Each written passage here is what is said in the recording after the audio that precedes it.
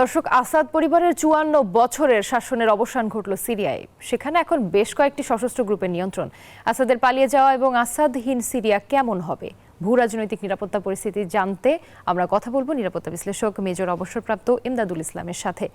ইমদাদুল ইসলাম, আপনাকে স্বাগত আমাদের সাথে যুক্ত হবার জন্য। যে বিষয়টি জানতে চাই যে সিরিয়া ও মধ্যপ্রাচ্য পরিস্থিতির দিকে তো আপনি নজর রাখছেন, আপনার বিশ্লেষণ একটু জানাবেন। ধন্যবাদ। আসলে ২০০০ সাল থেকে আসাদ, বাশার আল আসাদ সিরিয়া শাসন করে আসছিলেন একেবারে কঠোর হস্তে। তো এর মধ্যেই আরব বসন্তের ঝড়ে আসাদের মতো যারা অন্যান্য, যেমন আপনার কর্নেল গাদ্দাফি বা সাদ্দাম হোসেন, তাদের পতন হয়েছিল। ইভেন কি তিউনিসিয়ান শাসকদেরও পতন হয়েছিল, কিন্তু বাশার আসাদ টিকে গেছেন এবং শাসন খুব কঠোর হস্তে জারি রেখেছিলেন। সেখানে তার পাশে দাঁড়িয়েছিল যে রাশিয়া এবং ইরানের পক্ষে যারা হিজবুল্লাহ কিন্তু আসাদের পক্ষ হয়ে সময়ে সময়ে সেখানে যুদ্ধ করেছে। এখন সিরিয়ার যে অবস্থা, সেটা হচ্ছে সিরিয়া একটা বহুদা বিভক্ত ভূ রাজনীতির বিভিন্ন অঞ্চলে পরিণত হয়েছিল।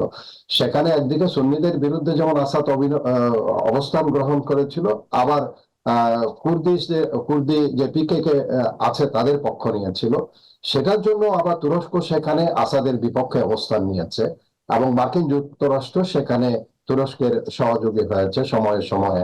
যেমন এই কয়দিন আগেও যখন ইরাকের যে যারা ইয়ারা আছে, আপনার সশস্ত্র দল যেগুলো আছে আসাদের পক্ষে, যারা যখন মোবিলাইজ হচ্ছিল, সেখানে আমেরিকানরা, যদিও এখন আমেরিকান নবনির্বাচিত প্রেসিডেন্ট ট্রাম্প বলছেন যে এটা তাদের যুদ্ধ নয়, কিন্তু বাইডেন প্রশাসন সেখানে বোমা বর্ষণ করেছে।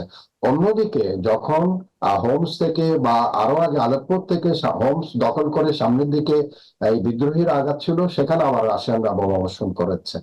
সুতরাং এখানে একটা জিনিস হয়েছে, মূল কাঠামোগত বা অবস্থানের একটা পরিবর্তন হয়। ইমদাদুল ইসলাম, একটি বিষয় আমরা লক্ষ্য করছি যে আন্তর্জাতিক সংবাদ মাধ্যমগুলোতে আসাদের পতনকে রাশিয়া ইরানের পরাজয় বলা হচ্ছে। আপনি কি এক্ষেত্রে আমেরিকা ও ইসরায়েলের সাফল্য দেখছেন? এর পরের সিরিয়া কি আরো সংঘাতময় হতে যাচ্ছে, কি মনে হয় আপনার? এক্স্যাক্টলি এখানে হিজবুল্লাহ খুব শক্তিশালী একটা দল হিসাবে আসাদের পক্ষ নিয়ে যুদ্ধ করে আসছিল।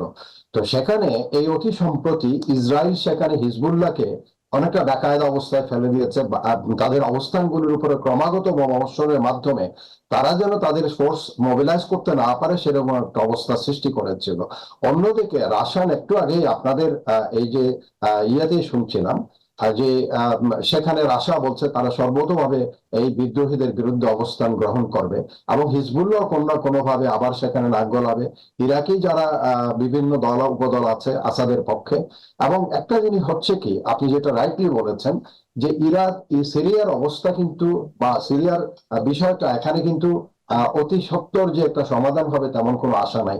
কারণ আসাদ যদি দেশ থেকে বেরিয়ে গিয়ে থাকে, তাহলে আসাদ তার অন্যান্য শক্তি, তার সৈন্য সামন্ত যারা এখন ইরাকের দিকে মোবিলাইজ হচ্ছে, যেটা আমরা সর্বসম্প্রতি দেখেছি, তারা যখন ওখান থেকে প্রত্যাঘাত করার চেষ্টা করবে, সিরিয়া আরো ভোলাটাইল হবে। কারণ রাশিয়া সেখানে তার স্বার্থটা সে দেখবে এবং হিজবুল্লাহ দেখবে, ইরান দেখবে, কারণ ইরানের মূল যে ওয়ার গুলো আছে। ইমদাদুল ইসলাম, আপনাকে অসংখ্য ধন্যবাদ।